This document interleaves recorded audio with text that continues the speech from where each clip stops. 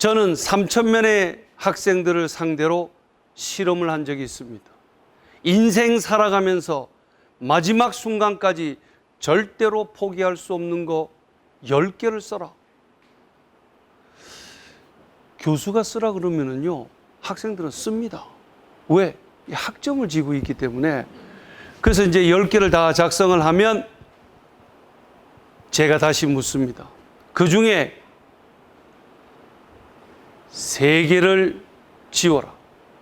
그러면 3개를 지웁니다. 그리고 또 3개를 더 지워라.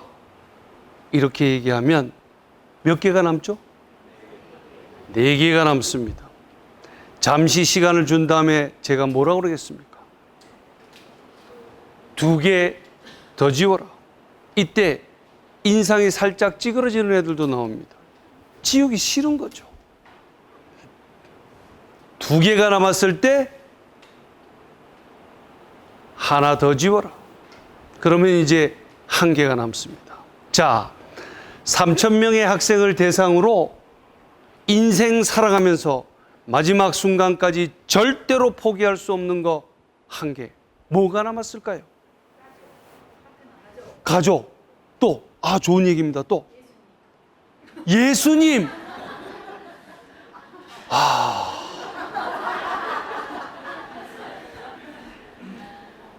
믿습니다. 그렇습니다. 또 하나 뭐 있을까요? 또 어떤 게 나오겠습니까? 배우자.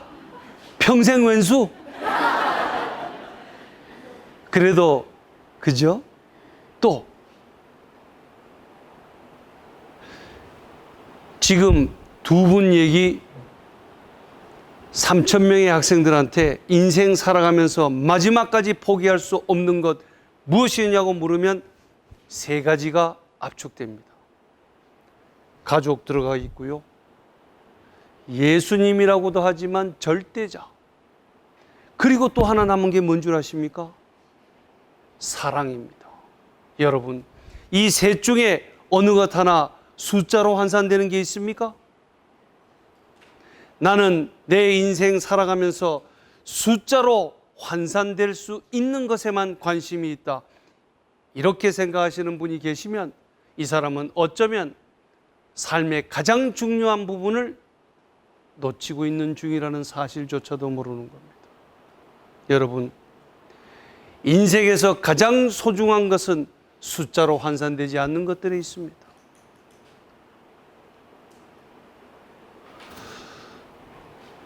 이럴 때도 딴 데서는 박수를 치시는 거예요.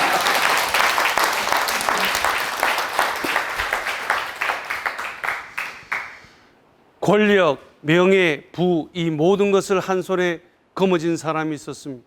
세상 사람들이 다 부러워하는 권력, 명예, 부, 이 모든 것을 한 손에 거머쥐자 갑자기 세상 사는 게 허무한 거예요. 이게 다야? 내가 이거 가지려고 내 젊은 청춘 다 보내고 건강해지면서 살아왔던가, 이 생각을 하니까 허무한 거예요. 도사를 찾아갑니다. 도사님, 인생의 목적이 무엇입니까? 자, 뭐라고 그랬을까요?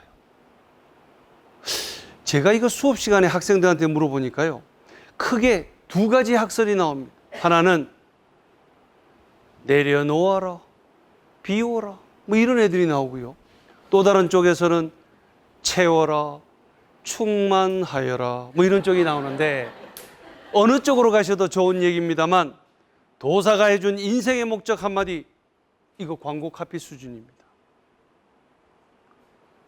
한평생 배우러 왔다 갑니다. 여러분, 삶의 목적 자체가 배움에 있다는 것을 아는 사람은 허무하거나 지루할 틈이 없습니다. 여러분들 배운다는 말의 의미를 잘 아시죠? 배운다라고 하는 것은 이 세상을 새로운 방식으로 쳐다볼 줄 아는 눈, 그 눈을 가지게 되는 겁니다. 이것이 바로 옛 어른들께서 죽을 때까지 배워도 다 못 배운다 라고 말씀하신 핵심 메시지입니다. 여러분들 은퇴 후 30년을 걱정하십니까? 여기는 아직 좀 너무, 은퇴 후 30년 걱정하십니까? 아니, 이게 제가 진짜 특강을 좀 다니는 편이거든요. 어느 모임에 가서도 은퇴 후 이게 운이 나쁘면 50년 준비해야 된다는데 걱정되십니까? 그러면은 이구동성으로 예! 하고 답이 나오는데 오늘 북세지에 오신 분들은 준비가 이미 다 끝났습니까? 아니, 제가 또 어디 가서 물어봤더니 저희는 은퇴를 안 합니다. 뭐 이런, 여기가 그런 그룹입니까? 제가 2년 있으면 연세대학교를 이제 퇴임을 해야 되는데요. 아니, 보니까 전공을 잘해야 되겠더라고요. 이 선배 교수들 보니까 뭐 공학을 했다든지 경영학을 했다든지 의학을 하면 다 어디서 데려가. 저는 철학을 전공을 해가지고 아무도 오라는 데가 없어요. 상당히 그래서 좀 우울한데 한 분이 그러시더라고. 그저 미아리 쪽에 산학협동을 좀 해보라고. 그 철학관이라도 세우면 된다고. 근데 그분이 뭘 모르시냐면 거기도 동양 철학을 해야지 저처럼 이 서양 철학하면은 별로 안 불러줍니다. 네. 그래서 이제 고민하고 있던 차에 지난번에 대한민국에서 내노라 하는 라이프 코치를 만났어요. 잘 됐다. 기왕 만난 김에 하나 물어봅시다. 인생 이모작 어떻게 합니까? 이분이 뭐라는 줄 아십니까? 자기한테 클라이언트가 오면은요, 과제 하나를 내준답니다. 6개월 뒤에 다시 돌아오시오. 그 수행 과제, 6개월짜리 수행 과제를 성공적으로 끝내면 제자로 받아주고, 그거 못하면 안 받아준답니다. 무슨 과제를 내줬을까요? 저 이거 듣고 정말 깜짝 놀랐습니다. 6개월 뒤에 몸짱 만들어 오시오. 인생 이모작 하겠다는 사람이 생각해 보십시오. 제가 여기 와서 한 15분 강의하다 좀 앉아서 하겠습니다. 이러면 신뢰하시겠습니까? 정신력은 체력에서 나온다. 기초 체력이 무너진 상황에서는 이모작 생각하지 마십시오. 건강이 있을 때부터 챙겨야 됩니다. 정신력은 체력에서 나온다. 근데 이제 이건 기본 얘기고, 고민하다가 제가 비결 하나를 발견했습니다. 궁금하세요? 아니, 궁금 안 하시면 말씀 안 드립니다. 궁금하세요?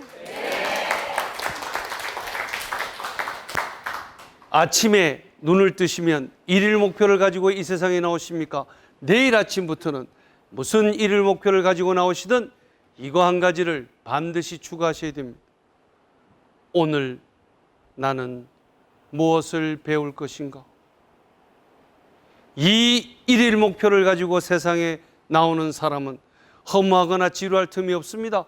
늘 설레는 마음, 아, 내가 오늘 또 세상에 나가서 뭘 배우고 집에 돌아올까? 이 생각을 하면은요, 집 문 열고 나갈 때부터 가슴이 설레는 거예요. 내가 오늘 또 누굴 만나서 뭘 배우고 돌아올까? 여러분, 인간은 배우기를 원한다. 그리스의 철학자 아리스토텔레스가 형이상학 제1권 1장 첫 문장에서 하고 있는 얘기입니다. 인간은 태어나면서부터 본능적으로 배움에 대한 갈구를 가지고 있다는 겁니다. 항상 배움의 정신으로 살아가시는 여러분들이 되시기를 바랍니다.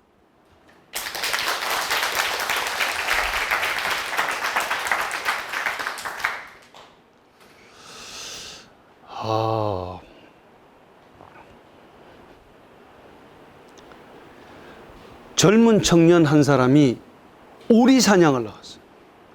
생전 처음 나가는 오리 사냥이기 때문에 가슴도 벅차고 흥분도 되고 아침 일찍이 총 하나 메고 나갔습니다. 근데 오후 늦게까지 오리 한 마리 발견을 못해. 이 오리가 초짜한테 쉽게 안 내줍니다. 그래서 낙담하고 있던 차에 오리를 발견했어요. 그래서 땅 쐈습니다. 퍼드득 하고 저쪽에 떨어집니다. 이제 그걸 잡으려고 간 거예요. 그랬더니 웬 어르신이 오리를 딱 들고 있는 거예요. 어르신, 그 오리 제 겁니다. 여보게, 요즘 오리는 명찰 달고 댕기나? 이게 분위기가 심상치 않네.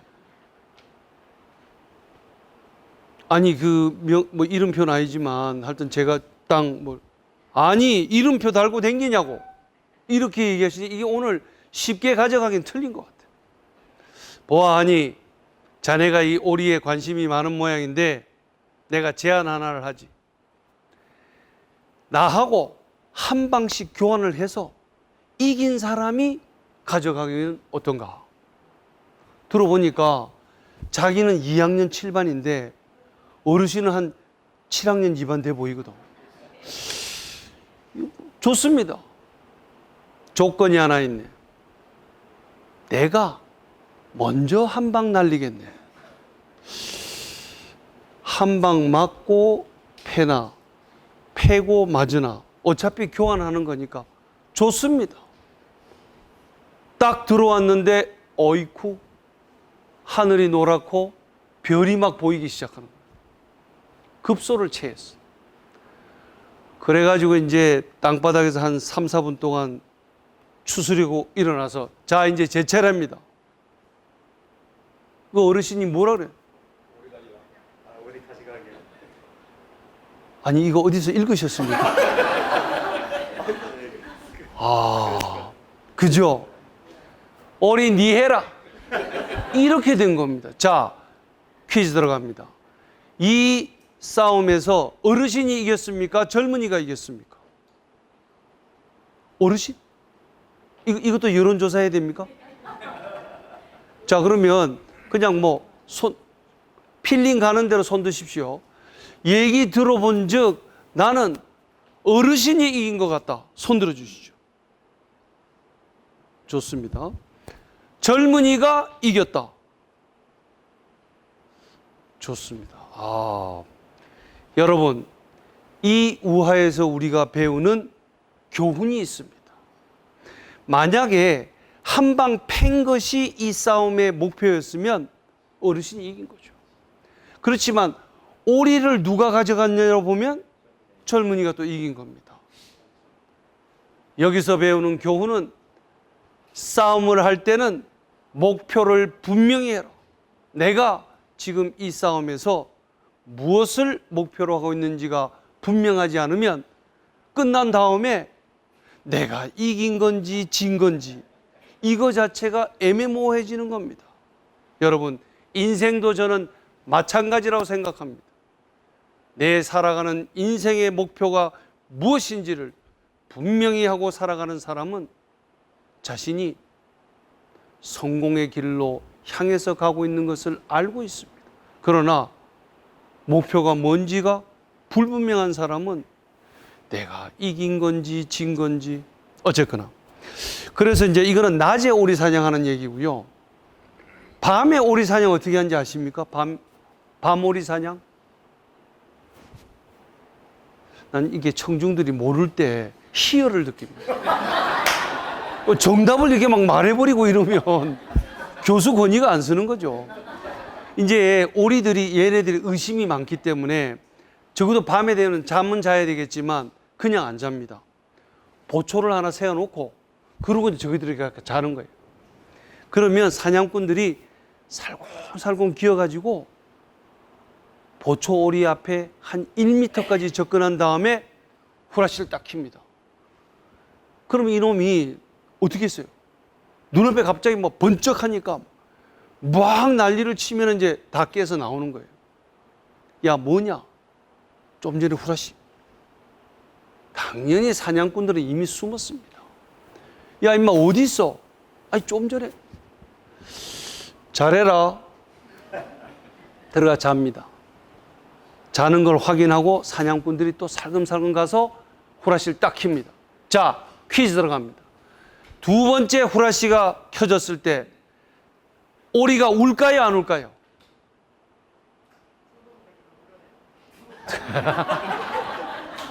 두 번까지는 운다. 네? 다 동의하십니까? 그럼 또 당연히 또 들어가죠. 세 번째 켰어. 자, 나는 후라시가 3번 켜져도 운다. 손 들어 주시죠. 나는 운다. 알겠습니다. 난 안 운다. 손 안 드시는 분들은 뭡니까?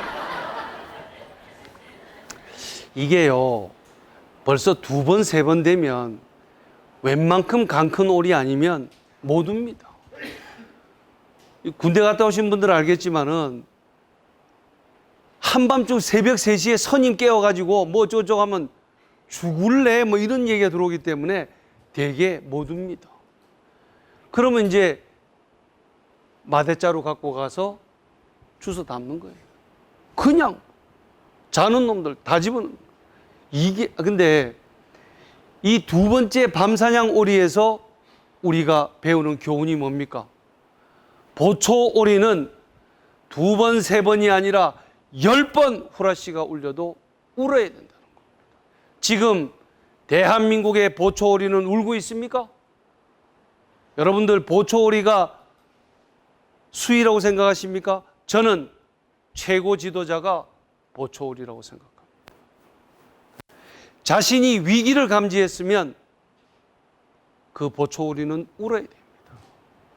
그래야지 조직을, 나라를 먹여 살릴 거 아닙니까? 보초 오리마저 입을 닫고 있으면 마대자루에 그냥 다 쓸려가는 거예요. 중국 사냥꾼들 오고 일본 사냥꾼들 오고 다 쓸어 담고 가는 거예요. 제가 너무 비장해서.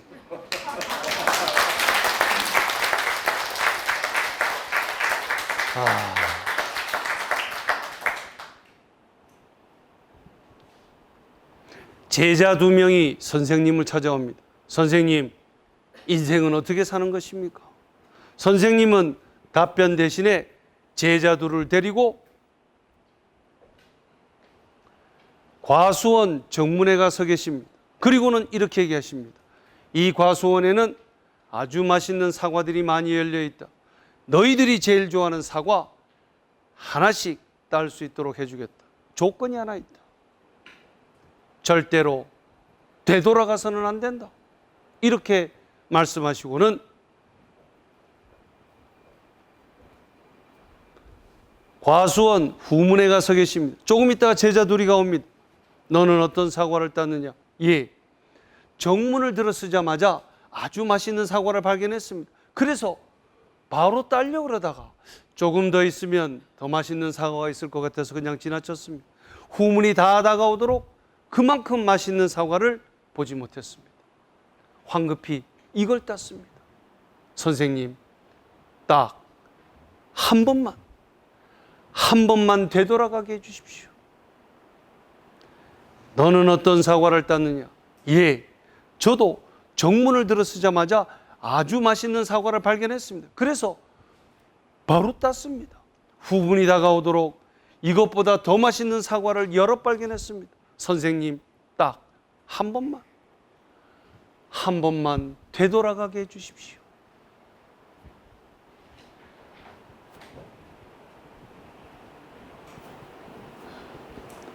그게 바로 인생이다. 여러분들 중에 누구 한 사람 시계를 뒤로 되돌릴 수 있는 사람이 있습니까?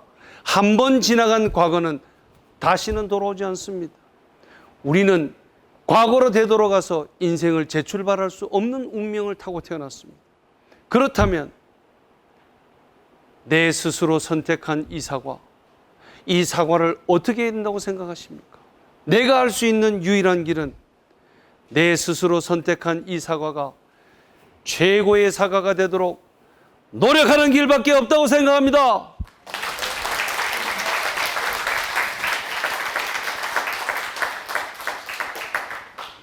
문제의 원인을 내 안에서 찾아라. 문제가 터지면 원인이 항상 밖에 있는 사람들이 있습니다. 그때 타이밍이 너무 안 좋았어. 내가 그 인간 때문에 지금까지 내가 고생하고 있다니까. 이런 식으로 문제의 원인을 항상 밖에서만 찾고 있는 사람은 자신이 지금 발전할 수 있는 기회를 놓치고 있는 중이다 하는 사실조차 모르고 있습니다. 문제의 원인을 내 안에서 찾아라. 저는 결코 여러분더러 자학하거나 자책하라는 말씀을 드리는 게 아닙니다. 문제의 원인을 내 안에서 찾는다라고 하는 것은 생각해 보십시오. 아니, 자기 친자식이라도 너 인생 그렇게 살지 말라니까 말 듣던가요? 아빠나 잘하세요. 말 안 듣습니다. 가족을 변화시키길 원하십니까? 조직을 변화시키길 원하십니까? 내가 할 수 있는 유일한 길은 내 자신을 변화시키는 것밖에 없는 겁니다.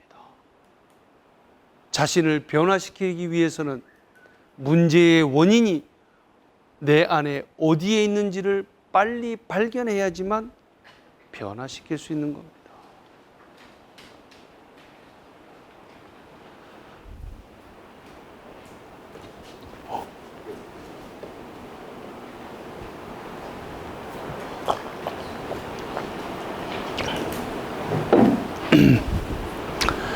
나무가 네 그루 서 있었습니다. 저마다 자기가 잘났다고 뽐내기 시작합니다. 나는 재질이 단단하고 곱게 자라는 성질이 있기 때문에 최고급 가구를 만드는 목수들이 날 좋아하지. 나는 예쁜 꽃을 많이 피우기 때문에 귀부인들이 날 좋아하지. 나는 맛있는 열매를 많이 맺기 때문에 어린아이들이 날 좋아하지. 이런 식으로 자기 자랑하던 나무들은 한 그루, 두 그루, 세 그루 사람들에 의해서 전부 베어져 나갑니다. 마지막 네 번째 나무, 구불구불 자라고 껍질도 딱딱해서 아무짝에도 쓸모없는 그 네 번째 나무 한 그루만 된 그루이 남습니다. 더운 여름이 되자 사람들이 그 그늘 아래로 모입니다. 오, 이 나무 아주 시원한 걸. 그놈 참 쓸모 있는데. 2500년 전 중국의 철학자 장자가 이야기하고 있는 무용지용, 쓸모 없음에 쓸모 있음 우화입니다. 자, 이 장자라는 철학자는 도대체 왜 쓸모 없는 것이 쓸모 있다라고 얘기했을까요? 아니, 무용지용, 쓸모 없는 것이 쓸모 있다라고 하는 이 말은 도대체 무슨 뜻일까요? 강력 접착제를 개발하는 연구원이 한 명이 있었습니다. 개발하는 접착제마다 접착력이 다 떨어져서 이 쓸모없는 접착제 누구 갖다 쓸 사람 쓰시오. 그건 내가 갖다 쓰겠소 라고 말하는 다른 연구원이 있었습니다. 이 다른 연구원은 북마크용 접착제를 개발하고 있었습니다. 개발하는 접착제마다 접착력이 다 떨어져서 너무 세서 붙였다 떼면 종이가 다 찢어집니다. 접착력이 떨어지는 쓸모없는 접착제를 갖다 붙였더니 뗐다 붙였다가 계속 반복됩니다. 대박. 무슨 제품 얘기죠? 그죠? 저는 이 3M의 포스트잇을 생각할 때마다 첫 번째 연구원에게 초점을 맞춰야 된다고 생각합니다. 이 쓸모없는 접착제 누구 갖다 쓸 사람 쓰시오 라고 말하는 첫 번째 연구원이 없었다면 3M의 포스트잇은 이 세상에 나오질 않았습니다. 여러분들 성공의 경험을 다 공유하고 계시죠? 대단히 좋은 겁니다. 베스트 프랙티스는 벤치마킹 해야 되니까요. 그런데 더 중요한 것은 실패를 공유하라. 실패를 공유하면 성공을 공유하는 것에 플러스 알파가 하나 나옵니다. 뭘까요? 비용 절감이 이루어지겠습니까? 안 이루어지겠습니까? 동일한 조직 내에서 유사한 형태의 실수와 실패가 공유되지 않은 채 계속 반복되고 있다면 그 조직은 엄청난 낭비를 하고 있는 중입니다. 실패를 공유하라. 그런데 실패가 공유되지 않는 책임의 80%는 리더한테 있습니다. 나는 내 부하들을 평가하는데 성과 하나만을 볼 거예요. 저 실패했는데 마이너스 평가. 어떤 바보가 자신의 실패를 공유하겠습니까? 실패를 보상하라. 실패를 보상해주면 사람들은 공유하기 시작합니다. 그래서 3M에서는 이 쓸모없는 접착제 누구 갖다 쓸 사람 쓰시오 라고 말한 첫 번째 연구원에게도 특허료의 일부를 지급합니다.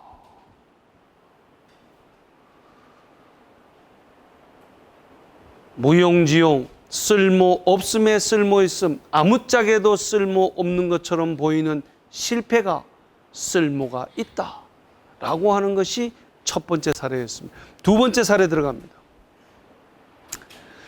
미국의 한 양초 회사에서 있었던 일입니다. 토마스 에디슨이 전구를 개발하자 매출이 뚝 끊깁니다. 사장님은 수십에 잠겼습니다. 공장을 순찰하고 있습니다. 이때 한 직원이 공기 주입기를 꺼놓고 점심 먹으러 간 것을 깜빡 잊어버렸어요. 쓸모없는 공기가 계속 주입되고 있습니다. 한참을 쳐다보더니 저거다. 다음 날 전 직원을 불러 모읍니다. 그리고는 이렇게 선언합니다. 여러분, 우리 회사는 오늘부터 비누 회사입니다. 당시에 부녀자들이 빨래를 하러 강가에 갑니다. 비누가 손에서 미끄러집니다. 강바닥에 가라앉습니다. 이걸 못 잡아가지고 쩔쩔매는 모습을 잘 보아두셨던 겁니다. 혁신은 관찰에서 출발한다. 비누에다 쓸모없는 공기를 주입하기 시작하자 물에 뜨는 비누가 나옵니다. 대박. 무슨 제품 얘기죠? 도브는 가장 흔하게 나오는 오답입니다. 그래서 저는 이런 학생 좋아합니다. 학생이 오답을 얘기해야 교수의 권위가. 무슨 제품이죠? 성함이 어떻게 되십니까? 박종미님, 박수 부탁드리겠습니다. 프록터 앤 갬블의 물에 뜨는 비누, 아이보리 비누 탄생 스토리입니다. 자, 아무짝에도 쓸모없는 공기를 비누에 넣었더니 쓸모있는 비누로 변했다. 두 번째 사례였습니다. 마지막 세 번째 사례 들어갑니다. 일본의 한 소세지 회사에서 있었던 일입니다. 사장님이 공장을 둘러보고 있습니다. 이때 부러진 소세지가 하나 나옵니다. 어이, 그 부러진 소세지 어떻게 하고 있나? 예, 재가공하고 있습니다. 비용은 많이 들어가고 있습니다. 그래, 지금부터 부러진 소세지 그대로 포장해서 정가의 70%의 시장에 내놓게. 때마침 불황이 닥칩니다. 일본 주부들이 슈퍼에 갔다가 부러진 소세지를 봅니다. 뱃속에 들어가서 부러지나? 부러진 거 먹으나? 70%. 대박. 게임은 지금부터 시작입니다. 이 사장님 어떻게 하셨겠습니까? 멀쩡한 거 다 분질러라. 그리고는 70%에 내놓고 재고 소진. 여러분, 지난번에 제가 이 강의를 한번 드렸더니 한 CEO께서 김 교수님, 그 멀쩡한 소세지를 분지르는데도 비용이 발생하니까 그냥 70%에 내놓으면 안 됩니까? 됩니까? 안 됩니까? 브랜드 가치만 떨어집니다. 반드시 분질러서. 그러고 70%에 내놔야 되는 겁니다. 자, 무용지용 마지막 세 번째 사례는 일본의 하나마나 소세지 회사 얘기입니다. 이름이 왜 하나마나인지는 저도 잘 모르겠습니다. 나중에 검색창에서 한번 쳐보십시오. 하나마나 소세지. 자, 이제 우리는 이 세 가지 사례에서 2500년 전 중국의 철학자 장자가 이야기하고자 했던 무용지용의 핵심 메시지를 분명하게 발견했습니다. 사물에 이 장자가 직접 들고 있는 우화가 두 개가 더 있는데 궁금하세요? 네. 그럼 말씀드려야죠. 첫 번째는 구불구불 자라서 껍질도 딱딱하고 아무짝에도 쓸모없었기 때문에 지속 가능하게 생존했다는 고무나무 얘기입니다. 두 번째 사례 들어갑니다. 나그네가 한 명 마을에 들었습니다. 빨래방을 찾고 있습니다. 추운 겨울날 다 개점 휴업 상태. 그런데 유독 한 집만이 문전성시를 이루고 있습니다. 주인장, 어떻게 이 집만 이렇게 잘 되는 거예요? 예, 저희 조상 대대로 내려오는 비법 하나가 있습니다. 아, 뭡니까? 손 안 트는 약이 있습니다. 아, 그래서 이 집 직원들만 추운 겨울에도 찬물에 손을 마구마구 담그는군요. 비법을 파시오. 안 팝니다. 내 금 100냥 드리오리다. 택도 없소. 금 500냥 드리오리다. 줬소. 10년치 매출액입니다. 손 안 트는 약과 그 제조 비법을 손에는 나그네는 그 길로 임금님께 달려갑니다. 폐하 아래 없기 황송하오나 지금이 바로 선왕의 복수를 할 때입니다. 이웃 나라를 치소서. 대감, 그댄 정신 나갔나? 이 추운 겨울에 어떻게 병사들이 무기를 손에 들고 저 찬 강물을 건너서 이웃 나라로 간단 말이오. 손이 다 틀 텐데. 여기 비법이 있사옵나이다. 공격 박샬. 네, 그대에게 금 5만 냥을 하사하리다. 빨래는 500냥, 박샬은 5만 냥. 무용지용 장자가 직접 들고 있는 두 번째 사례는 빨래방이었습니다. 자, 마지막 세 번째 들어갑니다. 한 해 표주박이 열렸어. 여러분들 표주박 잘 아시죠? 물 담아서 생기는. 이게 좀 빅 사이즈가 열렸어. 물을 담았더니 너무 많이 들어가더니 자꾸 박이 깨지는 거예요. 반토막을 쳐서 바가지로 써봤더니 물이 또 너무 적게 들어가. 호박 바가지만 못해. 예의 다 갖다 버려라. 담장 옆에 수북히 쌓아버렸어. 다음 날 어라? 이게 싹 다 없어졌어. 이게 어디로 갔나 하고 추적 조사를 해봤더니 한 인간이 이 빅사이즈 표주박을 전부 가져다가는 강가에 들고 가서 허리춤에다가 뺑 돌라 차는 거예요. 빅사이즈 표주박이 부력을 잘 받더니 둥실 뜨네.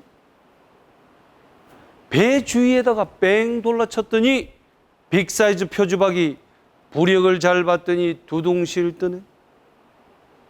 표주박 안에 물을 담는 것이 신통치 않으면 표주박 바깥에다 물을 담아라.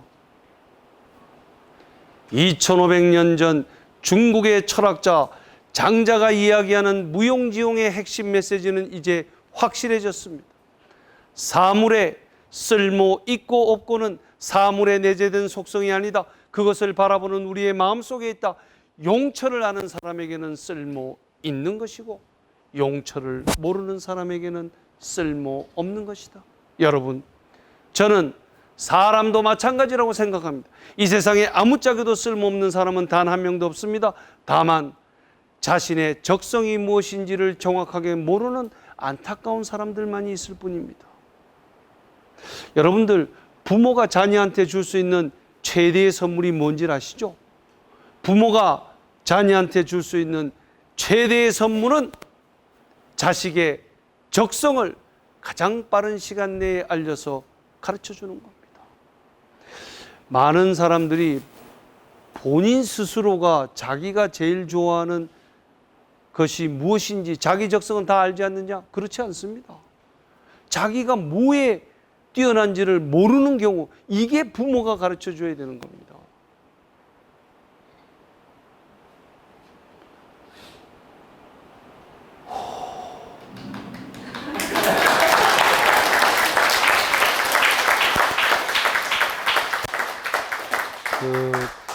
다음번 강의 갈 때는 같이 좀 이런 학생이 있어야 됩니다.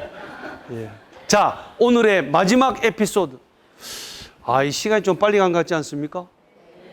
할 수 없습니다. 또 시간이 되면 또 끝나야 되니까. 예.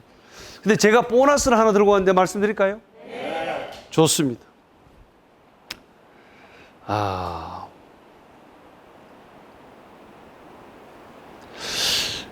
얼마 전에 이메일 하나가 날아왔습니다. 김 교수님, 안녕하십니까? 작년 10월 달 저희 회사 왔다 가신 거 기억하시죠? 그때 그 박사장입니다. 교수님이 하신 말씀 가운데 제 가슴에 필이 하나 꽂힌 게 있었습니다. 그래서 가시자마자 바로 실천에 옮겼습니다. 교수님, 저희 회사는 더 이상 지옥이 아닙니다. 여기는 천당입니다. 오래 사십시오. 뭐 이런 얘기.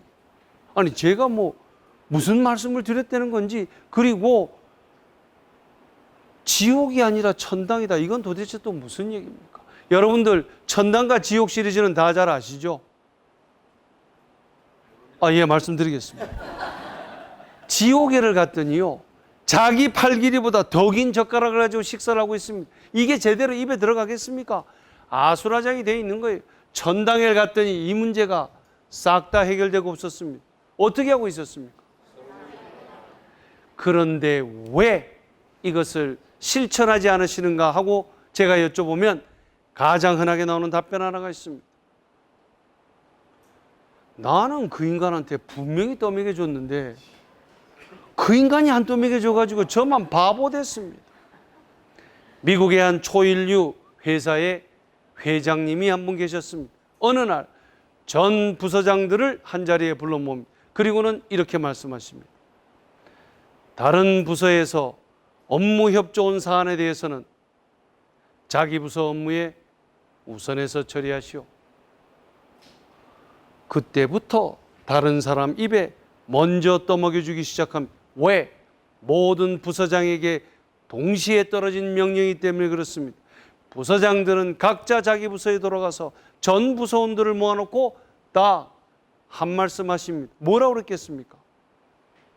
동료 부서원이 업무 협조한 사안에 대해서는 각자 업무에 우선해서 처리하시오. 리더가 제일 위에서 한 그 말 한마디가 그 조직을 지옥에서 천당으로 만들어 놓는 순간입니다. 생각이 조직을 바꾼다. 많은 사람들이 사람이 물갈이 되기 전에 그 조직 절대 안 바뀐다고 얘기합니다. 천만의 말씀. 저는 절대로 동의할 수 없습니다. 사람이 물갈이 돼도 생각이 바뀌지 않으면 조직은 바뀌지 않습니다. 사람이 물갈이 되지 않더라도 생각이 바뀌면 조직은 바뀐다. 똑같은 사람이 똑같은 조직에서 똑같은 일을 하고 있으면서도 어떻게 생각하고 있냐에 따라서 지옥이기도 하고 천당이기도 합니다. 내가 하고 있는 일만이 제일 좋은, 내가 하고 있는 일만이 제일 중요한 일이고 난 다른 부서에서 하고 있는 일에 대해서 일체 관심이 없어, 이렇게 생각하는 사람들이 모여 있는 곳 지옥입니다. 내가 하고 있는 일 못지않게 중요한 일을 내 동료들이 하고 있고 우리 부서가 하고 있는 일 못지않게 중요한 일을 다른 부서에서 하고 있다, 이렇게 생각하고 있는 사람들이 모여 있는 곳 천당입니다. 알고 봤더니 프로축구에서는 이 문제가 진작에 해결되고 있었습니다. MVP가 되려면 혼자 골만 많이 넣으면 됩니까? 추가로 뭘 해야 됩니까? 어시스트를 카운트하라. 어시스트가 카운트되는 조직만이 천당입니다. 제가 만나본 CEO들 가운데는 이런 분들 계십니다. 요즘 스펙이 좀 괜찮은 애들이 새로 들어오긴 했는데 도대체 자기 거에만 딱 관심이 있고 나머지는 일체 관심이 없다.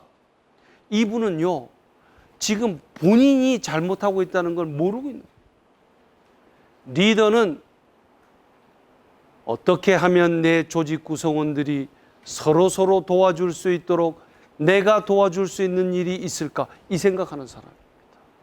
만약에 조직 구성원들이 전부 자기 일에만 코가 석자로 빠져 있다는 얘기는 그 CEO께서는 안타까운 얘기지만 어시스트를 카운트 안 해주는 거예요. 지 코가 석자인데 누굴 지금 자기가 도와줄 여력이 없는 거예요. 여러분, 리더는 일을 하는 사람이 아닙니다. 일을 나누어 주는 사람입니다. 리더는 책임지는 사람이 아닙니다. 책임을 나누어 주는 사람입니다. 이거 자네 책임일세, 이런 식으로 책임을 나누어 주게 되면 조직 구성원들 사이에서 의식 하나가 싹 듭니다. 바로 무슨 의식이 싹 들까요? 선생님 성함이 어떻게 되십니까? 윤중원님, 박수 부탁드리겠습니다. 주인 의식이 싹 트기 시작합니다. 주인 의식이라고 하면 이거 한 번만 불러드리지 그냥 외워버리십시오. 주인 의식이라고 하면 공동의 이익을 위하여 모두가 하나 되는 마음, 이게 주인 의식입니다. 우리 북새전은 주인 의식을 가지고 있습니까? 아니, 그 뒤에 서 있지만 말고 답을 더 크게 하셔야지. 이승환 회장님 다 주인의식 갖고 있는 거죠? 그렇습니다. 자, 오늘의 마지막 에피소드로 끝내겠습니다. 여러분들 쥐 중에서 제일 잡기 힘든 쥐가 무슨 쥐인지 아시죠? 이거 학생들한테 물어보면은요, 무조건 생쥐에서 출발합니다. 그랬다가 피카츄로 넘어갔다가 미꾸라쥐. 이야, 이 어떤 놈이 이런 얘기 하나 둘러보면 조용합니다. 또 강의를 하려고 그러면 미꾸라쥐. 쥐 중에서 제일 잡기 힘든 쥐는 시너쥐. 죄송합니다. 시너지가 얼마나 잡기 힘들었으면 이런 썰렁한 농담까지 나오겠습니까? 쥐 중에서 가장 잡기 쉬운 쥐는 단연 도간에 든 쥐. 이 쥐가 어쩌다가 도간에 들어갔냐고 애들한테 물어보면 얘들이 전부 빈독에 들어간 줄 압니다. 천만의 말씀. 쥐가요, 독 위에 올라가 봤더니 쌀이 독끝까지 가득 차 있는 거예요. 이거 아무한테도 얘기하지 않고 지 혼자 다 먹으면 한 1년치 먹겠거든. 그래서 이제 위에서부터 먹어 들어가는 거예요. 계속 먹어 들어가다가 아이고야, 이렇게 들어간 겁니다. 눈앞에 한 1년치 드실 쌀이 보이십니까? 이걸 아무한테도 얘기하지 않고 나 혼자 다 먹겠다고 하는 순간, 이러다가 내가 도간에 든 쥐가 되는구나. 여러분, 빨리 가려면 혼자 가라, 멀리 가려면 같이 가라. 사막과 정글로 뒤덮인 아프리카의 속담이기 때문에 우리에게 시사하는 바가 크다고 생각합니다. 어떤 분들 보면요, 인생은 어차피 정글의 법칙이 지배하는 곳입니다. 각자 도생 뭐 이런 얘기 하는데, 이런 얘기를 하는 분일수록 사실은 아프리카 정글 한 번도 안 가본 사람이에요. 아프리카에 가서 정글에 들어가잖아요. 혼자 들어가면 잡을 수 있는 사냥감이란 게 주먹만한 것밖에 없습니다. 까딱하면 맹수의 밥이 되기 쉽어요. 둘이 같이 들어가면 잡을 수 있는 사냥감의 사이즈가 좀 더 커지고, 둘이서 잘 코디네이션하면 맹수의 공격으로부터 피할 수도 있습니다. 셋이 같이 들어가면 게임은 완전히 체인지 됩니다. 이제 맹수를 잡을 수도 있습니다. 여러분, 먼 길을 떠나기를 원하십니까? 그러면 제일 먼저 리더는 이런 질문을 자신에게 던져야 됩니다. 나는 누구랑 함께 이 길을 떠날 것인가? 나는 누구랑 같이 이 일을 할 것인가? 그 사람이 안 떠오르죠? 준비가 아직 덜 된 겁니다. 항상 사람이 먼저다라는 얘기는 결국은 같이 가야 될 사람이 누군지를 항상 찾는 겁니다. 인생 살아가는 낙 중에서 최고의 낙이 같이 갈 수 있는 사람을 끊임없이 찾는 겁니다. 절대로 포기하지 마십시오. 포기하지 말아야 될 게 또 하나 더 있습니다. 부모가 포기하지 않는 자식은 반드시 성공한다. 결국 부모가 포기하느냐 포기하지 않느냐에 달려 있는 겁니다. 부모가 포기하지 않는 자식은 반드시 성공한다. 리더는 자기 희생을 각오하는 사람입니다. 나를 잘라라, 너희 둘이 살아라. 아버님의 말씀을 기억하십시오. 3,000명의 학생을 대상으로 한 실험에서 인생 마지막까지 절대로 포기할 수 없다는 것, 가족, 절대자, 사랑, 그중 어느 것 하나 숫자로 환산될 수 있는 것이 있습니까? 만약에 나는 인생 살아가면서 숫자로 환산되는 것에만 내 관심이 쏠려 있다라고 하시는 분은 인생의 가장 중요한 가치를 놓치고 있다는 사실을 깨달으셔야 됩니다. 오늘 나는 무엇을 배울 것인가? 이 인생 목표는, 이 일일 목표는 죽는 날까지 매일 간직하고 가셔야 됩니다. 그리고 항상 나는 이 일을 누구랑 같이 할 것인가? 그 사람을 찾아내시는 여러분들이 되시기를 바라면서, 이것으로 제 강의를, 이 지극히 최근 현상인데요, 제 강의가 끝나면 열광적인 박수가 나옵니다.